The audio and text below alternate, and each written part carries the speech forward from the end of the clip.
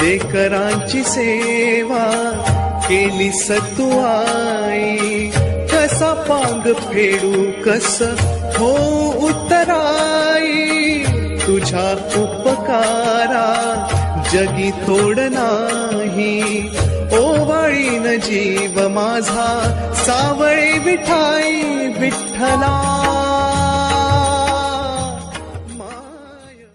ध्वजा मंगलम पुंडरीकाक्ष मंगलाय तनो हरी.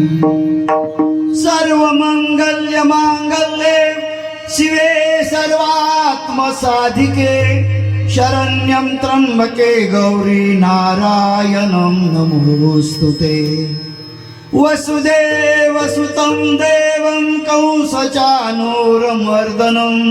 देवकी परमानन्दं कृष्णं वन्दे जगद्गुरु. वंशी विभूषितकरा नवनीरदाभा, पीतांबराधरुणबिंबफलाधरोष्टात्, पूर्णेन्दु सुन्दर मुखारधरविन्द नेत्रात्, कृष्णात् किमपि तत्त्वमहं न जाने. गुरुर्ब्रह्मा गुरुर्विष्णु गुरुर्देवो महेश्वरा, गुरु साक्षात् परब्रह्म तस्मै श्री गुरु वे नमः. ध्यानमूलं गुरुर्मूर्ति, पूजामूलं गुरुर्पदं, श्रद्धामूलं गुरुर्वाक्य, मोक्षमूलं गुरु कृपा. श्री राम जिनका नाम है, अयोध्या उनका धाम है.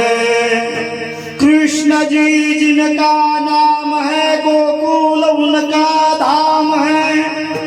विठ्ठल भगवान जिनका नाम है, पंढरपुर उनका धाम है. संत ज्ञानेश्वर महाराज जिनका नाम है, अलंकापुर उनका धाम है.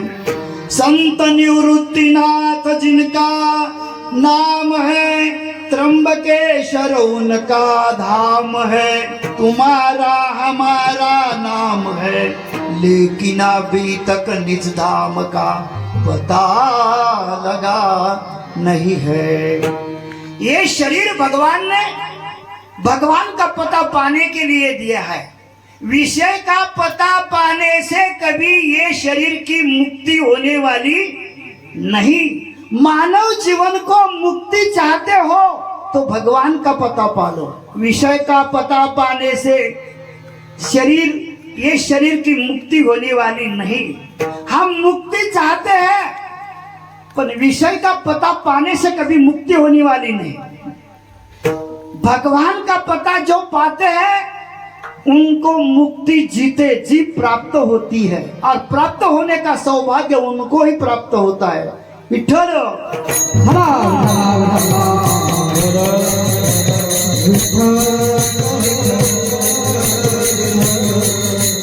म्हणून तुम्ही आम्ही नरदेहाला आलो कशा करता आलो. कोहम कथमिदम जातम कोहम कर्तारश्च विद्यते. मी कुठून आलो, कशा करता आलो, का आलो याची जोपर्यंत तुम्हा आम्हाला जाणीव होणार नाही तोपर्यंत या नरदेहाचं सार्थक तुम्हा आम्हाला कळणार नाही. नरदेहाचं सार्थक ज्यांनी जाणलं त्यांच्या जीवनामध्ये काहीतरी त्यांना सापडलं.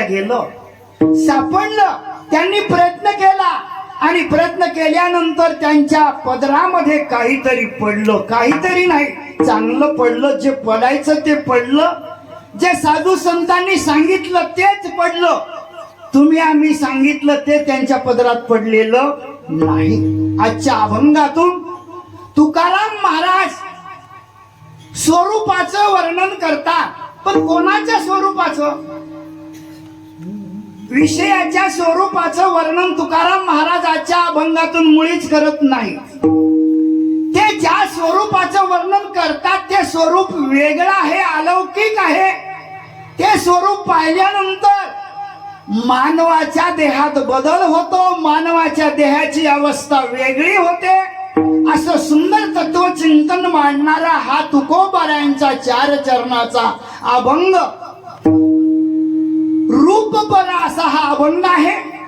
कारण अखंड हरिनाम सप्ताहाची सुरुवात माझ्या वडिलाची मिरासी गा देवा, तुझी चरण सेवा साधावया, हरिनाम कीर्तन संतांचे पूजन घालीन लोटांगण महाद्वारी. कारण बड़े भाग्यवीन मिले नहीं संता, जिनके भाग ऊंचे होते हैं उनको संत धन प्राप्त होता है, और जहां संत मिलते हैं वहां भगवान की प्राप्ति जीते जी जीवन में प्राप्त होती है. म्हणून भगवंताची प्राप्ती करण्यासाठी हे शरीर तुम्हा आम्हाला दिलेलं आहे. कशा करता दिलं? देवे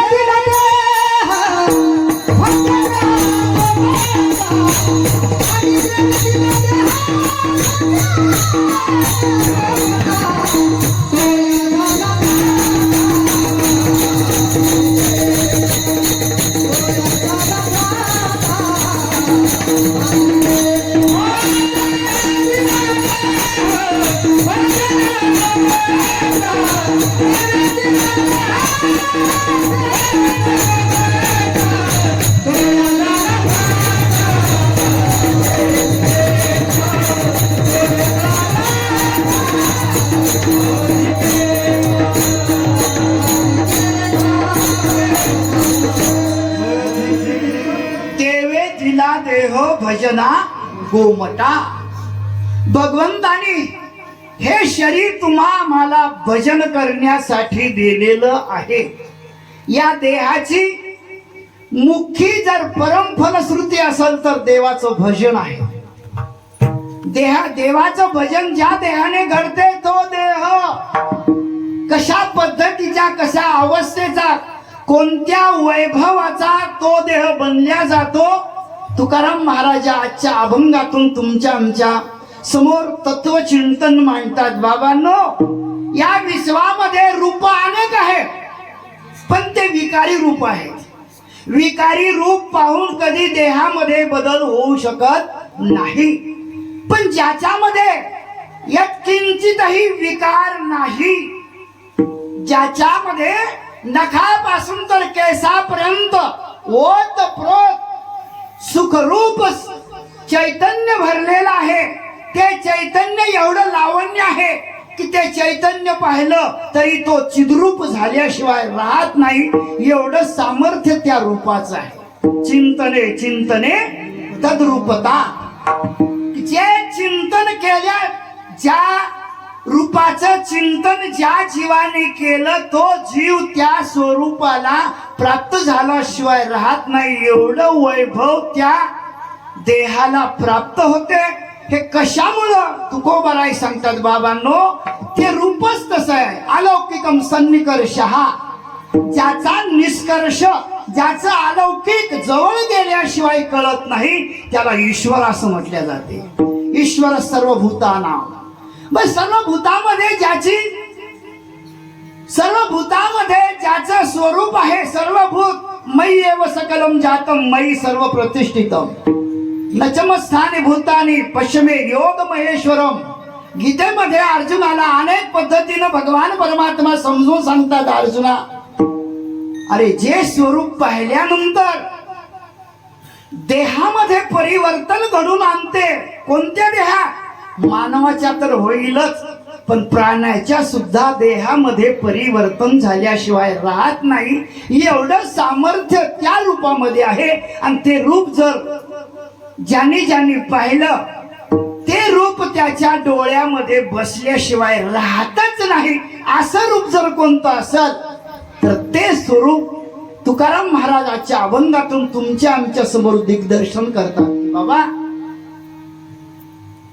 बर ते स्वरूप असं आहे की जे मन कशानच एका ठिकाणी थांबू शकत नाही. पण ते रूप पाहिलं का, किती चंचल मन असलं, वारा कधी मुठीत राहील का? माऊली सांगतात वारा जसा मुठीत राहू शकत नाही तसं हे मन एकाग्र होत नाही, पण त्या स्वरूपाकडे पाहिल्यानंतर, ते रूप पाहिल्यानंतर एवढं चंचल मन असणार तेही मन स्थिर झाल्याशिवाय राहत नाही. हे वैभव त्या स्वरूपाचं आहे आणि त्या स्वरूपामध्ये ही एक महान आकर्षण शक्ती आहे. ही शक्ती ज्याच्या जीवनामध्ये प्राप्त झाली त्याच्या देहामध्ये परिवर्तन झाल्याशिवाय राहत नाही. सुंदर असा 4 कडव्याचा तुकोबरायांचा हा अभंग आहे. अभंग कशाला म्हणतात? जो भंग होत नाही त्याला अभंग म्हटला जातो, आणि ज्याचं श्रवण केल्यावर, ज्याचं वाचन केल्यावर त्याला भंगू देत नाही, हे त्याचं स्वरूप आहे, त्याला अभंग असं म्हटलं जाते. विठ्ठल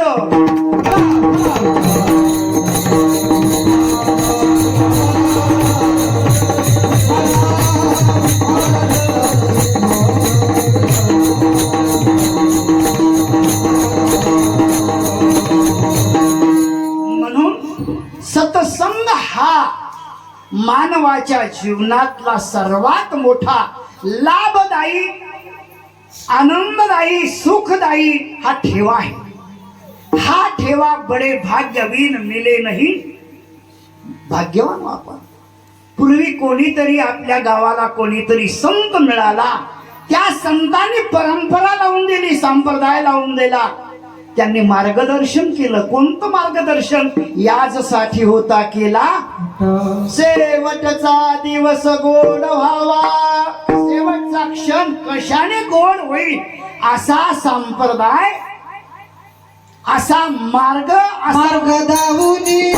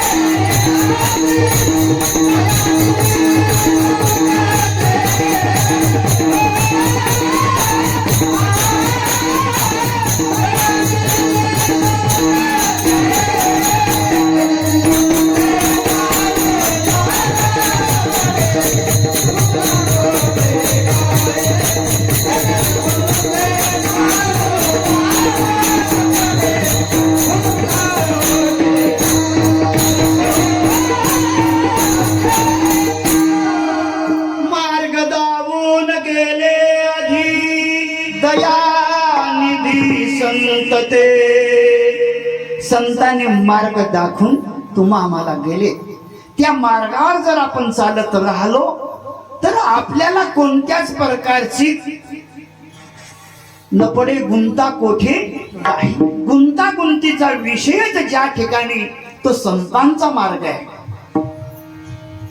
व्यवहाराच्या मार्गामध्ये गुंतागुंती होत असते, संसाराच्या मार्गामध्ये गुंतागुंती होते, पण ज्या ठिकाणी गुंतागुंतीचा विषयच नाही हा देव मार्ग आहे. हा संतांनी सुरुवात केलेला मार्ग आहे. आणि देव मार्ग जेव्हा जीवाला प्राप्त होतो तेव्हा त्या जीवाची अवस्था बदलल्याशिवाय राहत नाही. म्हणून आपले पूर्वजांनी हा ठेवा दिला. तुका म्हणे होता ठेवा तो या भावा सापडला. संत दर्शनी आला पद्मनाभ जोडीला. संतांच्या दर्शनानेच हा पद्मनाभाचा ठेवा तुम्हा आम्हाला प्राप्त होऊ शकते. हे संतांचं मार्गदर्शन आहे. हरी प्राप्ती सेवू धरावे संताचे ते पाय, केले साधती साधने, तुटती भवाची बंधने, संतावीन प्राप्ती नाही, ऐसे वेद देती ग्वाही.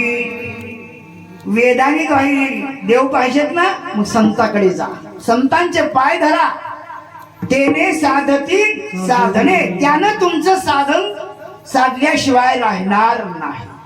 धन्य काळ संत भेटी, पायी विठी पडवितो, संदेहाच्या सुटल्या गाठी, झालो कोटी शीतळ. भव नदीचा झाला तारा, या उतारा प्रसादे, तुका म्हणे मंगलाता, कोण दाता याहुनी. याच्या सारखा मंगल दान करणारा, दान देणारा असा दुसरा कोणी दाता नाही आहे. संत हे एक दाते आहेत, ते मंगलमय दान करण्याची परंपरा त्यांची आहे. अमंगल दान करू शकत नाहीत, ते मंगल दान करतात, आणि जे मंगल दान करत असतात त्यांना संत असं म्हटलं जाते. विठ्ठल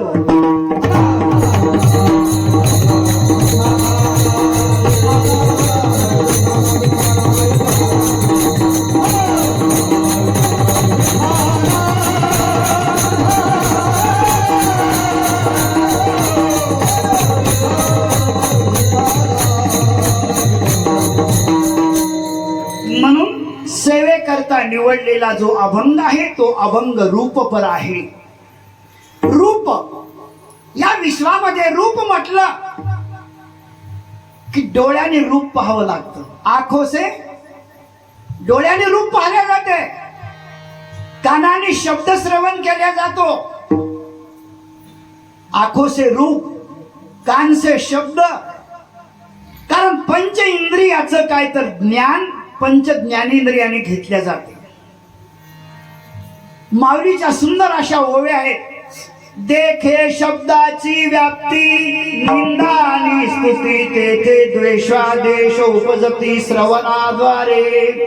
भ्यासूर आणि सुरेख, हे तो स्वरूपाचे स्वरूप देख, वपुचे निसंगे संतोष खेदा. मृदू आणि कठीण, हे तो दोन गुण, वपुचे निसंगे संतोष खेदा.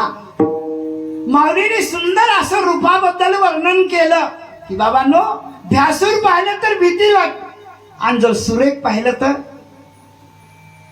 भगवान कृष्ण परमात्मा द्वारकेतला पाहिला. पाहिलिया बैसे जीवी, का ते स्वरूपच तसं आहे. पण एखादा, कारण अजातवादाचे दृष्टांत दिलेले आहेत बघा. अजातवादाचे दृष्टांत केव्हा दिले जातात? दृष्टांत देत असतात, पण सिद्धांत पटवून देण्यासाठी दृष्टांताची काहीतर पुरवणी केल्या जाते, पाठपुरावा केला जातो. मग अजातवाद कशाला म्हणतात? जो झालाच नाही त्याला अजातवाद म्हटल्या जाते. वांझेची या लेका कैसी जन्मपत्रिका. तो वांझेच्या मुलाची जन्मपत्रिका काढायची, काढता येईल का? नाही. तसं संसार हा झाला होता की तो समूळ मिथ्या वार्ता. गोबाराय म्हणतात संसार हा झालाच नाही.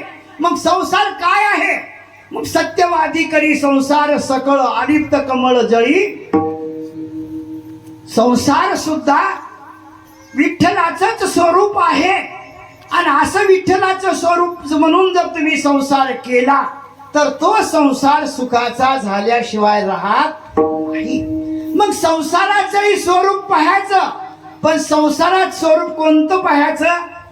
तुकोबारा म्हणतात आसोनी संसारी जिवे वेद करी, वेदशास्त्र उभारी बाह्य. मग देवाचं स्वरूप पाहण्यासाठी भगवंतानी तुम्हा मला साधन दिले. कोणते साधन?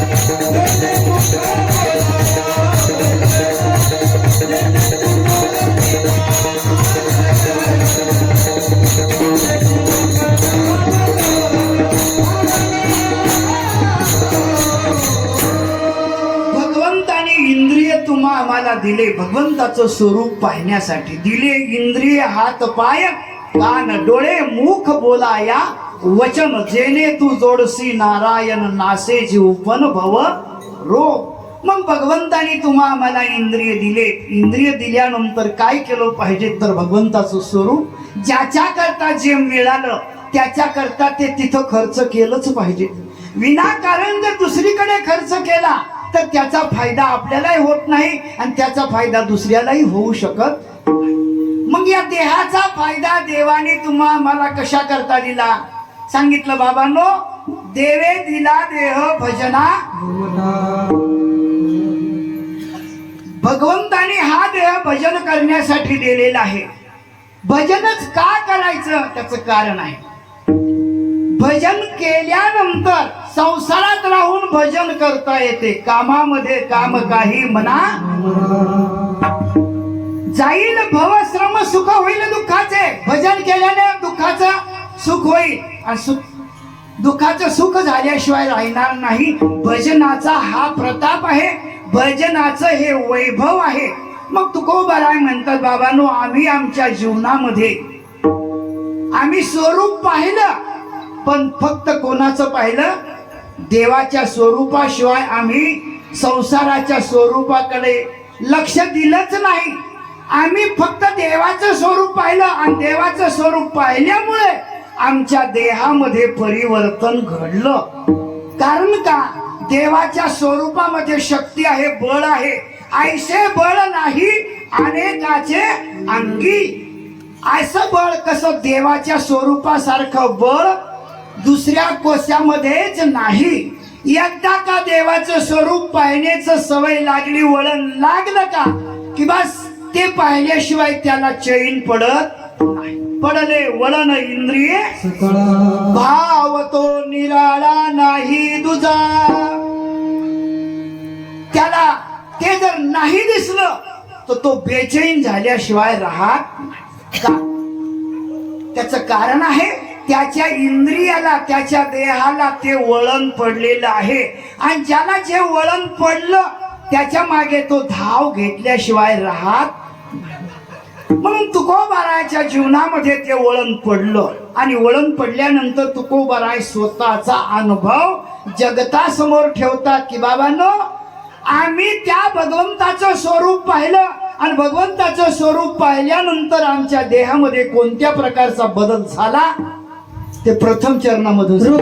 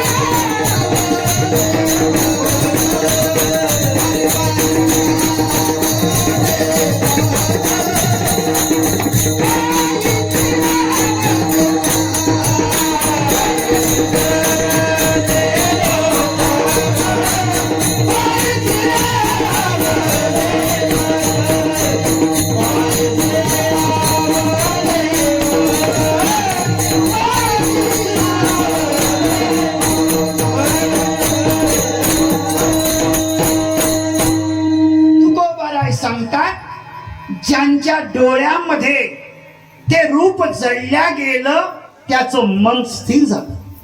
पायी स्थिरावले मन. प्रथमतः ते रूप डोळ्यामध्ये जडावं लागतं. जडावं लागतं म्हणजे काय? ते त्याच्याशिवाय दुसरीकडे पाहण्याची इच्छाच राहत नाही. अनेक दुसरे मज नाही आता, नेमलिया चित्ता पासून या पांडुरंग ध्यानी, पांडुरंग मनी जागृती स्वप्नी. तुका म्हणे नेत्री केली ओळखन, तटस्थ हे ध्यान विटेवरी. तुकोबारा म्हणतात आम्ही डोळ्याने ओळखलं. तुका म्हणे नेत्री केली ओळखन. ओळखलं म्हटले ते तटस्थ ध्यान ओळखल्यामुळे ते ध्यान आमच्या डोळ्यात बसलं. कसं बसलं? त्याला किती जरी काढण्याचा प्रयत्न केला तरी ते निघतच नाही. बाप रखुमा देवीवरू जीवीचा जिव्हाळा, काही केल्या वेगळा नो वेगे माये. त्याला वेगळं करण्याचा किती जरी प्रयत्न आम्ही करत होतो, पण तो बाहेर जातच नव्हता. कारण का? त्याचं कारण तो डोळ्यामध्ये बसलेला होता. एकदा का डोळ्यात बसला तो परत त्याच्यातून निघतच नाही. कारण का? त्याचं कारण आहे जिव्हाळा. एकदा का जिव्हाळा झाला त्याचा लाला लागतो. जसा आईचा आणि मुलाचा काय असतो? जिव्हाळा आहे. पुत्र हा पित्याचा आत्मा आहे, पुत्र हा आईचा आत्मा आहे. का? तर जिव्हाळा आहे. आईशी कळवळ्याची जाती करी लाभा विन, तसा ईश्वर हा भक्ताचा आत्मा आहे आणि भक्त हा ईश्वराचा आत्मा आहे. जसा आईचा आणि मुलाचा संबंध आहे तसा देवाचा आणि भक्ताचा संबंध असतो. आणि हा संबंध एकदा का जोडला गेला, मुलाला किती द्या, काही खेळणे द्या. बाप 1000ची नोट हातात देतो पण तो म्हणतो मला नोट नको. खेळणं दाखवतो, काही दाखवतो, नाही मला आईच पाहिजे. आईशिवाय मला कशाचीच गरज, आई पाहिजे. नाना प्रकारचे लोभन साधनं दाखवतात तरी पण लहान मूल आई दिसली का की बस ते रडायचं थांबते. तसंच आहे. देव दिसला का की भक्त हे देवाजवळ थांबल्याशिवाय राहत नाही. थांबणं हा भगवंताचा स्वभाव आहे आणि चालवणं हा संसाराचा स्वभाव आहे. आम्ही देवाच्या गुणाकडे पाहत नाही पण संसाराच्या अवगुणाकडे पाहिल्याशिवाय राहत नाही. भगवंताचा गुण वैभवशाली आहे. भगवंताचा गुण आत्मउद्धाराचं साधन आहे. म्हणून देवाचे गुणगान जो करतो त्याच्या देहामध्ये बदल झाल्याशिवाय राहत. तुकोबाराय म्हणतात आम्ही देवाचे रूप तर पाहिलंच पण देवाचे गुणगान सुद्धा आम्ही आमच्या देहाच्या सर्व इंद्रियांनी काय केलं? देवाचे गुणगान श्रवण केले. त्याचा परिणाम काय झाला? देहाच्या ज्या काही षड उर्मी आहेत, पहिली उर्मी आहे सुख दुःख, दुसरी आहे तहान भूक, तिसरी आहे जन्म मृत्यू. हे षड उर्मी आहेत. ह्या षड उर्मीचा काय होते? नाश होते. कशामुळं? देवाचं स्वरूप जडल्यामुळं. ज्याच्या देहामध्ये तुकोबाराय भामगिरीवर गेले आणि भामगिरीवर गेल्यानंतर ब्रह्मानंदे लागली टाळी कोण देहाते. ब्रह्मानंदामध्ये तुकोबाराय एकरूप झाले. देवाचं स्वरूप पाहिलं आणि देवाचं रूप पाहिल्यानंतर 8 दिवस कुठे गेले तुकोबारायलाही कळलं नाही. सर्व गावातले गावकरी, तुकोबारायच्या परिवारातले सर्व तुकोबारायला शोधाशोध सुरू झाली. भाऊ पाहत होते, भावजाया पाहत होत्या, पत्नी पाहत होती, पुतणे पाहत होते, पण महाराजांचा कुठे काही ठाव ठिकाणा लागला. कुठून तरी वार्ता आली की तुकोबाराय म्हटले भामगिरीच्या गुफेमध्ये बसलेले आहे आणि त्या ठिकाणी तुकोबारायच्या जवळ तुकोबारायचे परिवार गेले. गेल्यानंतर 8 दिवस झाले होते. महाराजाला विचारलं, का महाराज 8 दिवस झाले तुम्हाला तहान लागली नाही, भूक लागली नाही, याचं कारण का? तर म्हटले रूपी जडले लोचा. माझे डोळे विषयाच्या रूपामध्ये जडलेले नाहीत आणि ज्याचे डोळे विषयामध्ये जडत नाहीत देवाच्या स्वरूपात जडल्या जातात त्याची तहान भूक निवारण झाल्याशिवाय राहत आसो ऐसा कोठे आठवत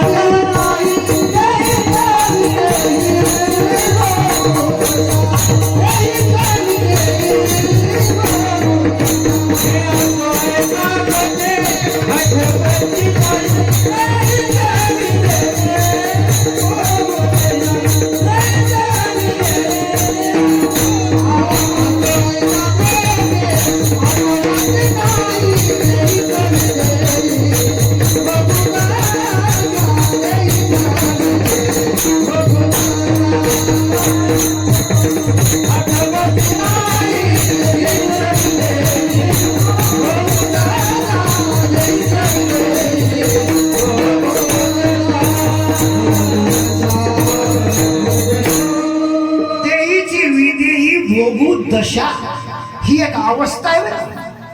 दशा म्हणजे अवस्था आहे देहाची प्राप्त झालेली देवाचं रूप पाहिल्यानंतर देहाला प्राप्त झालेली ही एक दशा आहे. उदाहरण दिलं विदुर काकाची पत्नी होती बघा. विदुर काकाची पत्नी भगवंताच्या नामचिंतनामध्ये तल्लीन. विदुर काकाही आणि पत्नी दोघही काहीतर देवाच्या रूपामध्ये एकरूप झालेले असायचे. त्यांना दुसरं काही दिसायचंच नाही. हस्तिनापुरातून विदुर काकाला धृतराष्ट्राने काढून दिलं. काढून दिल्यानंतर दररोज विदुर काकाच्या पत्नीने म्हणावं का हो देव आपल्याकडे कधी येतील का कधी येतील का. दररोज देवाची वाट पाहत. कारण मानस पूजा यालाच म्हटल्या जाते. सकाळी उठलं का आपल्याला चहा लागते ना मग देवालाही चहा दाखवलाच पाहिजे. उत्तर प्रदेशमध्ये जर आपण गेलो 3 वाजता आपण झोपेतून उठतो म्हणतात देवही झोपेतून उठले. देवालाही पाण्याचा तांब्या देवालाही चहा का हे भाव आहे. कारण देवा कारणे भाव तस्मात द्यावे न लगे फारसे वित्त एवढ्यासाठी नका करू वाता हात भाव बळे आकळे येरही विना कळे करतळी आवळे तैसा हरी भाव. म्हणून विदुर काकाची पत्नी दररोज भगवंताला भावनेनं सर्व काही सामोपचार करत होते. पण दैवयोगाने हस्तिनापुराला देव आले. हस्तिनापुराला धृतराष्ट्राचा मेवास बाजूला काढला आणि डायरेक्ट भगवान परमात्मा विदुराच्या घरी आले. आणि विदुराच्या घरी आल्यानंतर विदुराच्या घरी आल्या आणि देवाला विदुर पत्नीने पाहिलं. पाहिल्याबरोबर विदुर पत्नीची अवस्था काय झाली विदेही अवस्था झाली. देव पाहिले. जोपर्यंत देवाला पाहिलं नव्हतं देव येणार म्हणून फक्त विदुराने सांगितलं. पण देव येत नव्हते तोपर्यंत तिनं देवाला बसायसाठी टाकलेलं होतं. सफरचंद केळी वगैरे आणून ठेवलेल्या होत्या. आणून ठेवल्यानंतर देव जेव्हा दारात आले देवाला जेव्हा पाहिलं पाहिल्याबरोबर विदुर पत्नी काय झाली देहाचा भाव विसरल्या. देवाला पाटावर बसवण्याऐवजी स्वतः पाटावर बसल्या. देवाला खाली बसवलं. स्वतः केळ चाललेला आहे. स्वतः गाभा खात होत्या आणि साल्ट देवाला खाऊ घालत होत्या. कशामुळं देवाचं रूप पाहिल्यामुळं. पाहिली या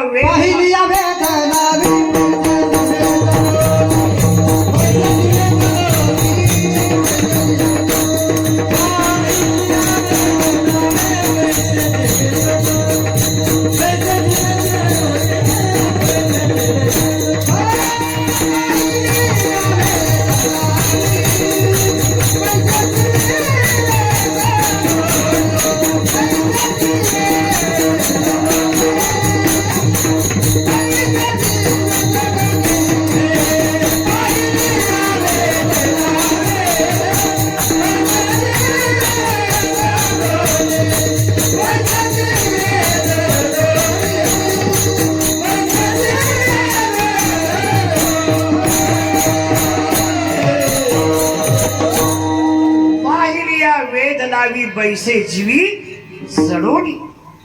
विदुर काकांच्या पत्नीच्या डोळ्यामध्ये देव बसले, देव जडले आणि जडल्यामुळे काय झालं, त्यांची विदेही अवस्था तयार झाली.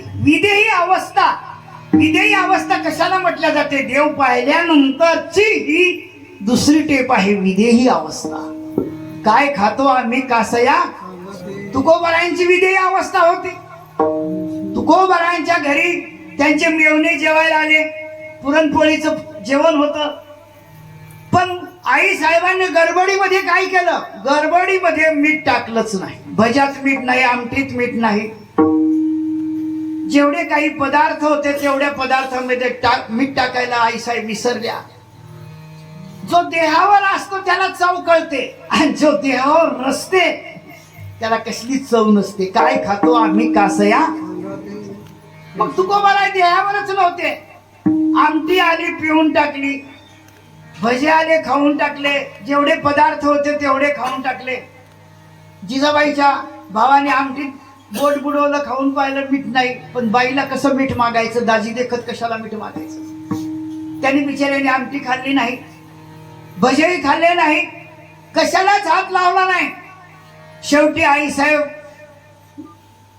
महाराजाला म्हटल्या, काय म्हटले माझा भाऊ काही जेवलाच नाही. म्हटले जेवून आला असं तुझा भाऊ. शेवटी आई साहेब जेव्हा जेवायला बसल्या आणि जेवायला बसल्यानंतर पाहिलं भज्याचा एक घास खाल्ला, बरोबर मीठ नाही, आमटीमध्ये मीठ नाही. महाराजाला आवाज दिला, काय हो म्हटले महाराज, तुम्ही तर घरचे होते ना. म्हटले भाऊ माझा बर परखा होता, पण तुम्ही घरचे होते, तुम्ही तर निदान मीठ मागून घ्यायला हवं होतं. म्हटले साहेब, महाराज म्हटले स्वयंपाक तू केला का मी केला. म्हटले मी केला. मग तू विसरलीस. म्हटले मग तुम्ही खात होते ना, तुम्हाला कळलं नाही का. मग तुकोबाराय म्हणतात, अगं आम्ही कुठे देहावर आहो. म्हटलं देहावर नाही म्हणतात, मग आमटी तर खाल्ली. म्हटले काय खा, तुका म्हणे आम्ही खातो आनंदाचे लाडू, नका तरफडू घ्या रे तू. आम्ही आनंदाचे लाडू खातो, आनंदाच्या लाडू बरोबर कोणत्याच विषयाची आम्हाला चव राहिलेली नाही. आम्हाला एकाच विषयाची चव आहे, तो विषय म्हणजे रूपी जडले लोचन, पायी स्थिरावले मन. आमचं मन त्या परमात्म्याच्या पायावर आहे आणि आमचे डोळे त्याच्या रूपामध्ये जडलेले आहे.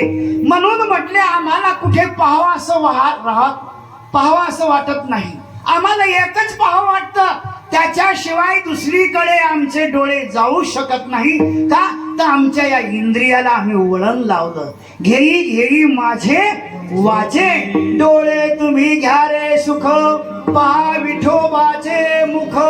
तुम्ही ऐका रे कान माझ्या विठोबाचे गुण. मना तेथे धाव घेई राही विठोबाचे पायी. तुका म्हणे रे जीवा नको सोडू रे केशवा.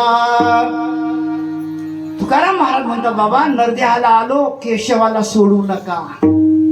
केशवाला जर सोडलं तर काय होईल बघा. आता केशव या शब्दामध्ये 3 अक्षर आहे. केशव. आता पहिला शब्द काढून टाका, काय शिल्लक राहते, के काढा, खाली काय राहिला, शव म्हणजे मुर्दा. काय राहिला, शव म्हणजे मुर्दा आहे. म्हणून के म्हणजे कोण आहे, के म्हणजे ईश्वर आहे.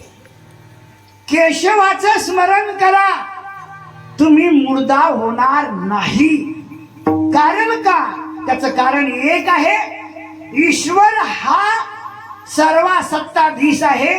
कर्तुम अकर्तुम अन्यथा कर्तुम शक्ती ज्याच्याकडे आहे, असा ईश्वर जर तुमच्या डोळ्यात बसला तर तुमच्या देहामध्ये कोणत्याच प्रकारची कमतरता राहणार नाही. तुमच्या देहाचं वैभव वाढेल, बळ वाढेल, शक्ती वाढेल. आणि एकदा का बळ शक्ती वाढली का बस म्हटले. तुकाराम महाराज सांगतात, दुसऱ्या चरणातून सांगतात, बाबांनो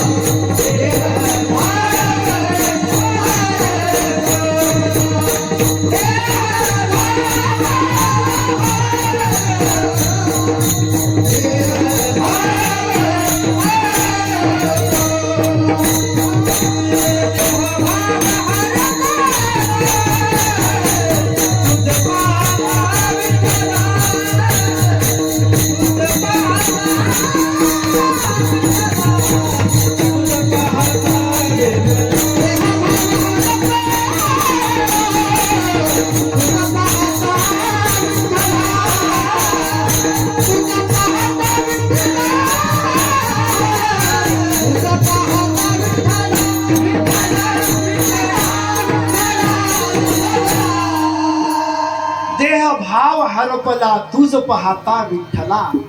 देहाचा भाव हरपला. देहाचा भाव कोणता आहे? मी मरतो हा भाव आहे. माझा नाश होणार आहे हा भाव आहे. हा भाव नाहीसा करण्यासाठी इदम तुते गुह्यतमं प्रवक्ष्याम्येन सूयवे ज्ञान विज्ञान सहितम यज्ञात्वा मोक्षशे शुभास. अर्जुनाने प्रश्न केला, देवा यशस्मरण मात्रेन जन्म संसार बंधनात विमुच्यते नमो तस्मय विष्णवे प्रभ विष्णवे. प्रभू, अनादी कालापासून देहाच्या पाठीमाग काय लागलेलं आहे? मरण लागलेलं आहे. अनादी कालापासून आहे. हे मरण निवारण करण्यासाठी किम जपन मुच्यते जंतुर जन्म संसार बंधनात. कोणाचा जप केला पाहिजे, कोणाचं ध्यान केलं पाहिजे, कोणाची संगती केली पाहिजे. कोणाच्या हाताला धरल्यानंतर माझ्या पाठीमाग लागलेलं मरण नाहीस होईल ते मला सांगा. किम जपन मुच्यते जंतुर जन्म संसार बंधना. संसाराचं बंधन कशाने तुटेल हे मला सांगा म्हटल्याबरोबर सांगितलं देहाचा भाव बदलला पाहिजे.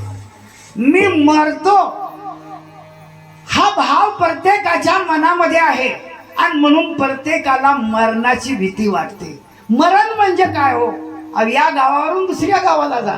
देहांतर भगवान म्हणतात, देही नोस्मिन यथा देहे कौमारम यवनम जरा तथा देहांतरच प्राप्तिर धीरस तत्र न मुह्यती. अर्जुना, अरे मोहित होयाचं काही गरज नाही, शोक करण्याची काही गरज नाही. कारण का? अरे नैनम छिदंती शस्त्राणी नैनम दहती पावका न चैनम क्लेदयन्त्यापो न शोषयती मारुतः. आत्मा हा कशानेच मेल्या जात नाही. ज्याला मरण नाही त्याला आत्मा म्हटल्या जाते. आणि मग आत्मा हा कशानेच मरत नाही. आत्म्याचा भाव बदलत नाही, पण देहाचा भाव बदलल्याशिवाय राहत नाही. फक्त एकच आहे, ईश्वर तत्व आत्मतत्वानं जर जाणलं तर ईश्वर तत्व, ईश्वर हा आत्मा हाच ईश्वर आहे असं म्हणून जर आम्ही जर आपल्या जीवनाचा व्यवहार केला तर ते जीवन सुखरूप झाल्याशिवाय राहत नाही. तुकोबारायांचं हे काय आहे म्हणतात, बाबांनो, देहाचा भाव बदलायचा आहे. भाव म्हणजे काय? एवढंच म्हणायचं, मी देवाचा हो, मी संसाराचा नाही. तुम्ही आम्हाला प्रत्येकाला असं वाटते मी संसाराचा आहो, पण देव माझा मी देवाचा. हीच माझी सत्यवाचा, देव पहावया गेलो तेथे देवच होऊन ठेलो. देव पाहण्यासाठी आम्ही आलो. मग देवाचं रूप पहा. ज्यांनी रूप पाहिलं ते देवरूप झाले. त्यांच्या देहाचा भाव बदलला, त्यांचा देह जीव राहिला नाही, त्यांचा देह देव बनला. सावता महाराजांचा देह देव बनला. कशामुळं? साठविला हरी जी हे हृदय मंदिरी, त्यांची सररी बेरसार झाला सफल व्यापार. जन्माचा व्यापार सफल झाला. कशामुळे? देव साठवल्यामुळं. संसार साठवला नाही, विषय साठवले नाही. मग काय साठवलं महाराज तुम्ही? महाराज म्हटले आम्ही एकच साठवलं बाबा. एक धरिला चित्ती आम्ही रोखमाईचा पती, मग सुखा काय उणे झाले सोय रे त्रिभुवनी. देव केला धनी रिद्धी सिद्धी वाहे पाणी. ब्रह्मांडाचा धनी संती केला ऋणी. आम्ही देवाला ऋणी केलं म्हटले. आम्ही संसाराला ऋणी करायला आम्हाला जमलंच नाही. आम्ही फक्त देवाला ऋणी केलं. आणि जे देवाला ऋणी करतात त्याच्या देहाचा भाव बदलल्याशिवाय राहत नाही. विठ्ठल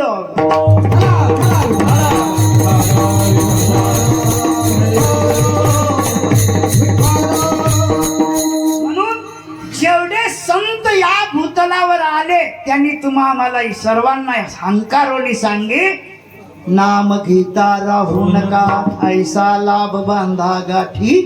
विठ्ठल पायी पडे विठ्ठी. बाबा नाम घ्या, नाम घ्या. कोणाचं नाव घ्या? जेने हा जीव दिला तयाचे करावे चिंतन. त्याच चिंतन करा, कोणाचंही चिंतन करू नका. ज्याचं चिंतन केल्यानंतर तुम्ही चिद्रूप व्हाल. असं जर कोण असल तर तो परमात्मा आहे, तो ईश्वर आहे. त्याचं स्वरूप तुमच्या आमच्या ध्यानात, मनात, रोमा रोमामध्ये बसलं पाहिजे. आपण जर पाहू गेलो तर मीराबाईच्या जीवनामध्ये, मीराबाई एक राजाची सून होती, राजाची मुलगी होती. मीराबाईनी देवाच्या नावावर आपलं जीवन संपूर्ण काय तर समर्पण केलेलं होतं. समर्पण केल्यानंतर आई वडिलांनी लग्न करून दिलं. सासरी राहत होत्या, राजाच्या घरी राहत होत्या. राजा मालक होता. सांगितलं माझ्या घरामध्ये तुला भजन करता येणार नाही. म्हटले भजनाशिवाय मी जिवंत राहू शकत नाही. माझं जीवन भजन बनलेलं आहे.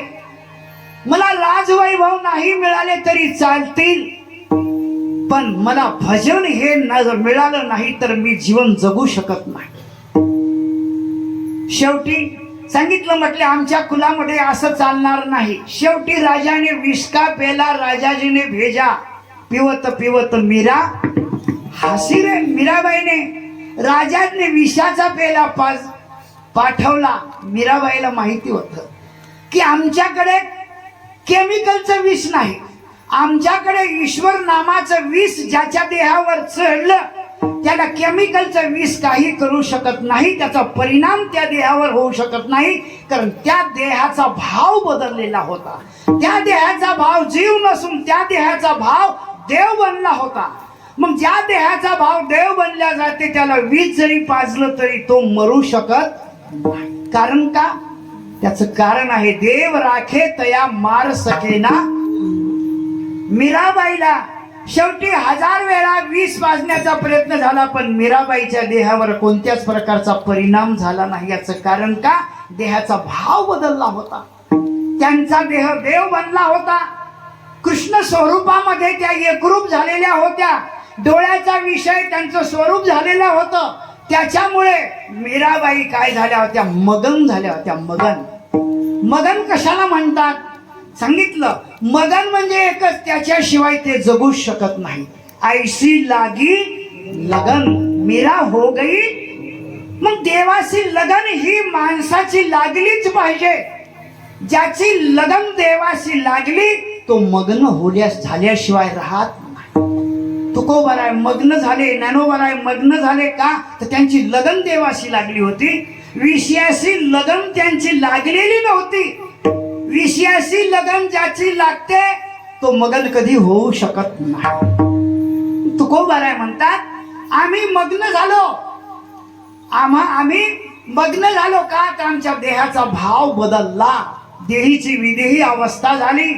याचं कारण काय झालं तर देवाचं स्वरूप आम्ही पाहिलं.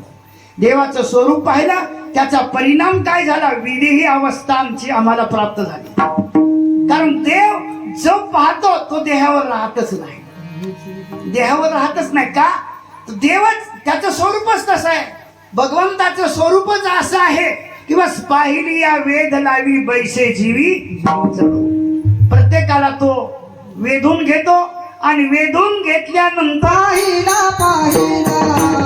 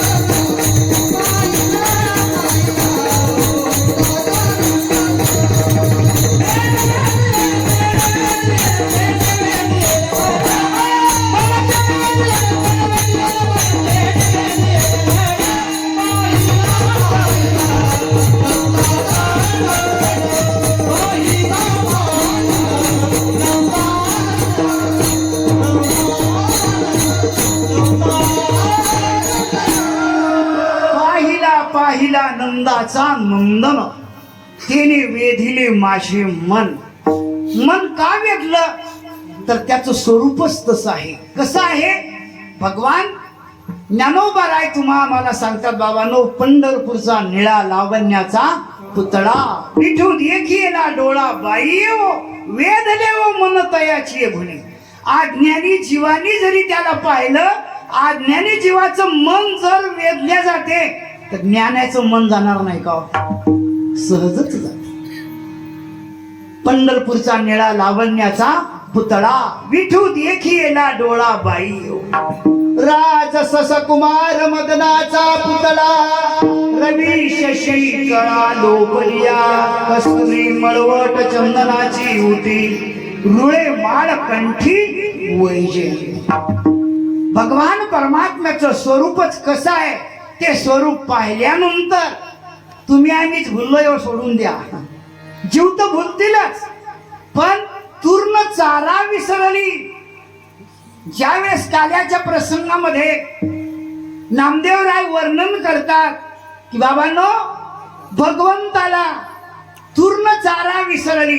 गाय चरत असतात पण देवाला पाहिल्याबरोबर गाय सुद्धा चारा चरायची विसरली. रवी सूर्य सुद्धा थांबला, कधी न थांबणारा, पण त्यांनी देवाला पाहिलं, देवाचं स्वरूप पाहिलं.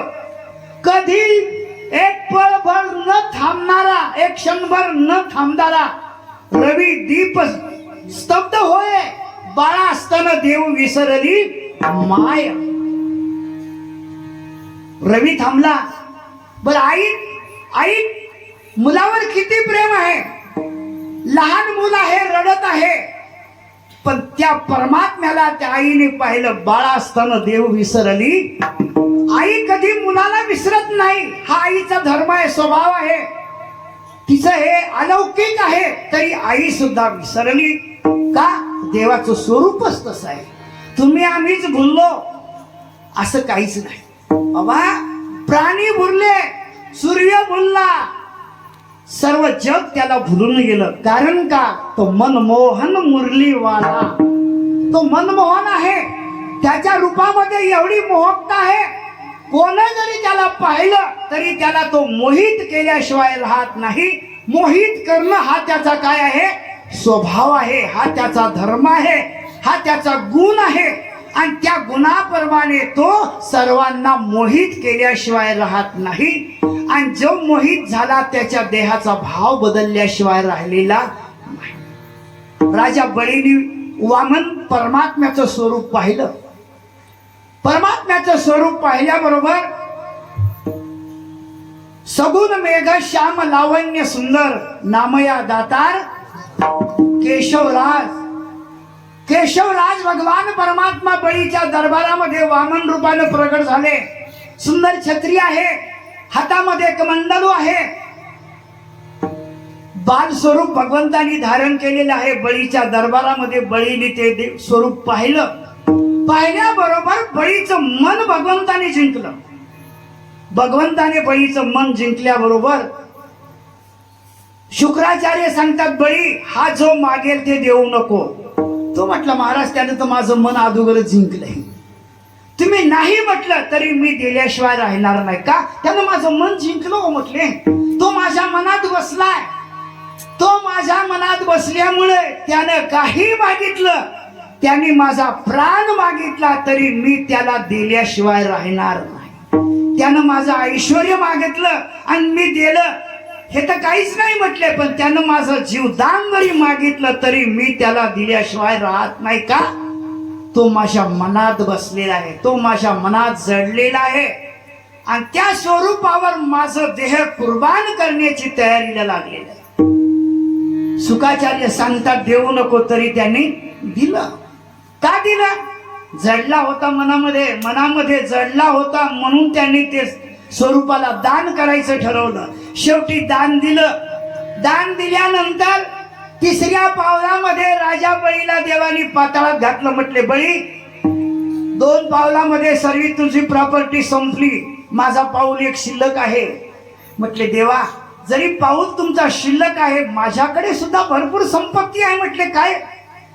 ही तर म्हणले माझ्या देहानं जोडलेली होती, ही जोडली होती तिथं तुमच्या सोडली.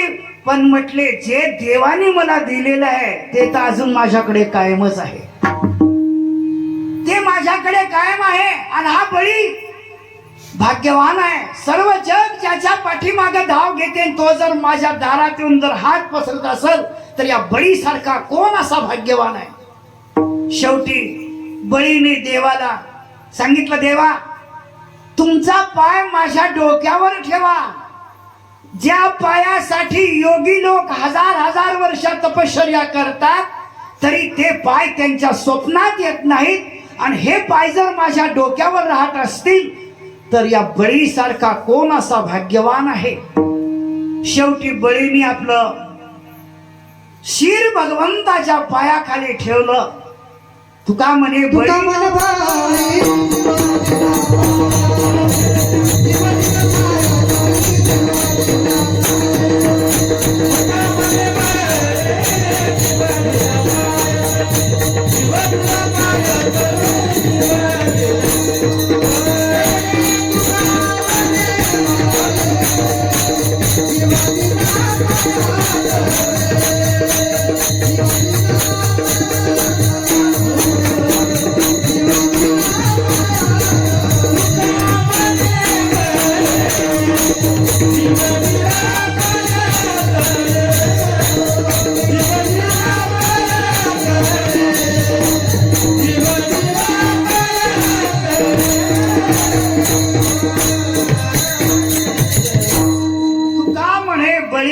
जीव दिला पायातळी. पायातळी जीव दिला कारण का? तर तो त्याच्या डोळ्यामध्ये जळला होता म्हणून. मग देव आपल्या डोळ्यामध्ये जळावा. संसार हा जळणं विशेष नाही, कारण येरती माईके दुःखाची. संसाराचं स्वरूप दुःखाचं आहे आणि देवाचं स्वरूप सुखाचं आहे. तुम्ही आम्ही एकच करावं, जेणेकरून भगवंताकडे प्रार्थना करावी की देवा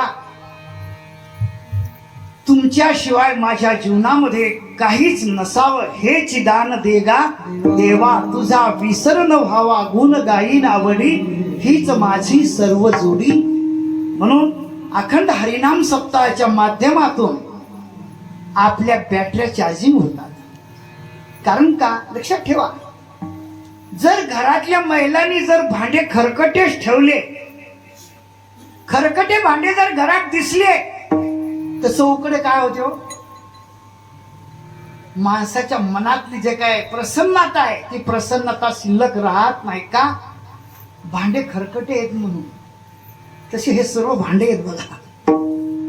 आमचे जोग महाराज दांडेकर मामा, आमचे मोठे बाबा नथुसिंग बाबा नेहमी म्हणायचे की सत्संग म्हणजे भांडे घासण्याचं काम, स्वच्छता. कारण राम सुखदाजी महाराज ऋषिकेश मध्ये एक लाख लोक त्यांच्या प्रवचनासाठी असायचे बघा. एक लाख. आपले गबाजी बाबा त्या ठिकाणी बघा, आपले बाबा सुद्धा आले होते गबाजी बाबांना भेटण्यासाठी. आमचे रामभाऊ वाकरच गेले होऊन बिचारे. कारण सत्यवादी करी संसार सकळ अलिप्त कमळ जळी जैसा. राम सुखदाजीच्या बरोबर 2 तास चर्चा केली बघा यांच्या वडिलांनी. गबाजी बाबा त्यांच्या जवळ बसले आणि एकच प्रश्न केला, कारण आम्ही तिथं होतो. ते म्हटले बस की आत्म उद्धारासाठी काय केलं पाहिजे. ते म्हटले बस समाजाची सेवा हीच ईश्वराची सेवा आहे. समाजाला ईश्वर समजून जर तुम्ही सेवा केली तर तुम्ही देवाचे होऊन राहिल्याशिवाय राहणार नाही. मला सांगायचं नरद्याला आपण आलो, मला सांगायचं राम सुखदाजी दररोज काय तर सत्संग करायचे. पण एक आजी पहिल्यापासून तिथं काय तर त्या आजी आल्याशिवाय पाठाला चालू व्हायचं नाही, प्रवचनाला चालू व्हायचं नाही. नेमक्या त्या आजी काही आल्याच नाहीत. न आल्यामुळं विचारलं, स्वामीजी त्यांना माँ म्हणायचे, माँ आप क्यों लेट हुई हो. सांगितलं बाबाजी मुझे आज बर्तन मलने का ये हो गया, बोले लेट हो गई. बोले देख माँ तू 2 बर्तन मलने के लिए इतनी देर होती है, मैं तो रोज लाख बर्तन मल लेता है. बोले सत्संग करणं म्हणजे भांडे धुवून घाण नाही बघा आपल्या मनाला. कारण साधूच्या बोधाने, कारण मलिन झालेला कपडा स्वच्छ करण्यासाठी शुद्ध पाण्याची गरज आहे, साबणाची गरज आहे. तसं मलिन झालेल्या मनाला सत्संगाची गरज आहे. आणि साधू संत काय करतात, सत्संगाच्या माध्यमातून सर्व या मलिन झालेल्या मनाला स्वच्छ करण्याचं कार्य करतात. मग साधू संतांनी मला सांगितलं, बाबांनो तुम्ही जर सत्संग कराल तर तुम्हाला परत जन्म घ्यायची गरज भासत नाही.